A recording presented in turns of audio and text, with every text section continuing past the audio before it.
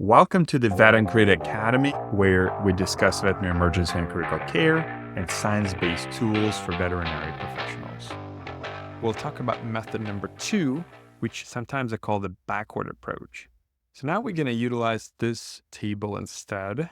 And on the left side, you will see the patient's potassium plasma concentration. So that's your starting point. Depending on the patient's potassium, you're going to decide how much KCl and MEQs per kg per hour you're actually going to supplement to this patient. And also you will know what the frequency of monitoring of potassium concentration in your patient should be. So be aware that we call Kmax the potassium supplementation rate of about 0.5 MEQ per kg per hour. So we try not to exceed it. There are rare exceptions, but in general, that's a rule of thumb. So going back to Jack, we're going to utilize method number 2, the backward approach. So step number 1 in this approach is you want to choose your potassium supplementation rate in MEQs per kg per hour according to the degree of hypokalemia. In Jack, the degree of hypokalemia is 3. We can go with a rate 0.1 to 0.2 MEQ per kg per hour. In this case, we decided to use 0.2 MEQ per kg per hour. Next step is that we want to calculate the total amount of KCl that the dog will need per hour. For that, you'll need to multiply the body weight, 5 kilograms, times the rate, 0.2 MEQ per kg per hour. You're going to get 1 MEQ per hour. So you're going to give 1 milliequivalent of KCl per dog every single hour. Step number 3, you want to come up with the total fluid rate based on patient's needs. So we're going to just take this value, 45 ml per hour, as our fluid rate that we decided to start Jack on.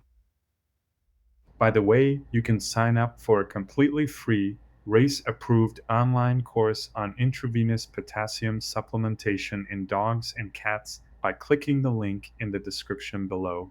Next, we're going to go into step number 4. We're going to calculate how many hours our bag of fluids will last at this current fluid rate that we picked at 45 ml per hour. To do that, you need to take the total volume of your fluid bag, in this case a liter, so 1,000 mils of fluid, divided by the fluid rate you want to start Jack on, which is 45 ml per hour. And you're going to get a total of 22.2 hours worth of fluid if you run Jack at 45 ml per hour and you have a liter bag. Step number 5, you want to calculate how much KCl you need to add to the entire bag to deliver our 1 MEQ per hour that we already calculated in step number 3. So you have 22.2 hours worth of fluids in your bag, multiplied by 1 MEQ per hour, which is the rate you want to provide to Jack. And you're going to get 22.2, or you just round it down to 22 MEQs of KCl that you need to add per 1 liter bag in order to supplement KCl at desired rate. Optionally, you can subtract the amount of potassium that is already in the bag. So for example, if you're using LRS, it has 4 MEQ per liter of KCl in it. So you can subtract it from your calculated value. I typically don't do that because I don't think it's going to be a significant impact on the total potassium supplementation. Next step, we're going to just convert MEQs into mils of KCl that we actually physically should add to the bag. So since we're using the 2 MEQ per mil concentration solution, we're going to divide 22 by 2, and we're going to get 11 mils of KCl with the concentration of 2 MEQ per mil that we need to add to the liter of fluids. And we're going to recheck his potassium in about 12 hours. And depending on the concentration of his potassium in the blood, we may switch his fluids or change the rates. So which method is better? In reality, both methods can be used very effectively in small animal practice. And there is no evidence to show that one is better than another. In my real practice, I use method number 2, but it could be my preference. So let's say we started Jack on fluids, added potassium according to our math, Now we're rechecking his blood potassium in 12 hours, and it's at 3.7 millimole per liter, which is within the reference range. What do we do with potassium supplementation in Jack next? So first of all, we need to know, has Jack started eating or received his NG2? And second, we want to know if he's still having GI losses, such as vomiting and diarrhea.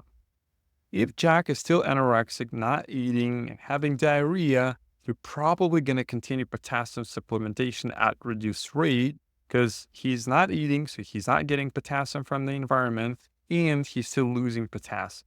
If Jack is eating great, he has no losses, maybe we can consider stopping KCl supplementation. So Jack is still anorexic, he still has a little bit of diarrhea, so we decided to go and reduce his rate to 0.05 to 0.1 mq per kg per hour just to maintain his current potassium concentration. And we took that from the table because we know that Jack's potassium is at 3.7 and the recommended rate would be 0.05 to 0.1.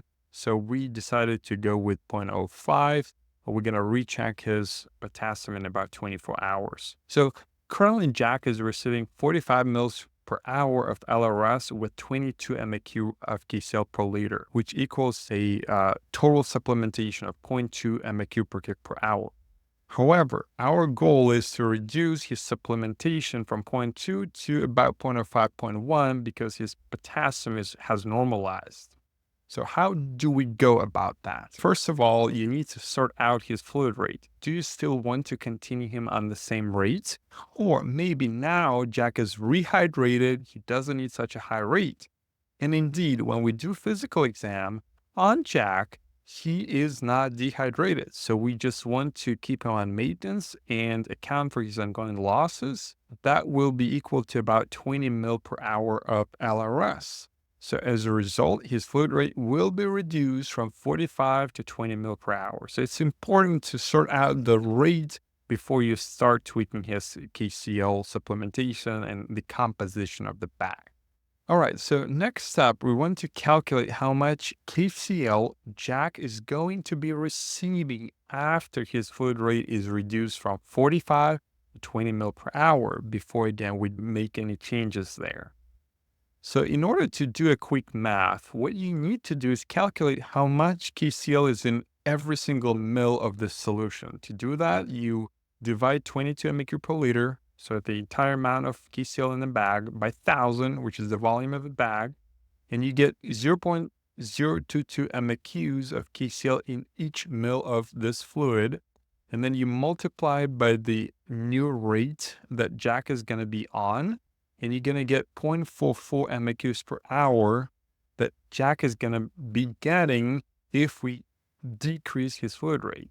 Now we're going to divide by his body weight, and we're going to get his new supplementation rate, which is 0.088 MEQ per kg per hour, which is exactly where we want to be at. So we actually don't need to change the composition of his fluids if we drop his fluid rate from 45 to 20 mil per hour, which is good for us because less work for us. If you enjoyed this video, check out more on the VetEmCRIT channel.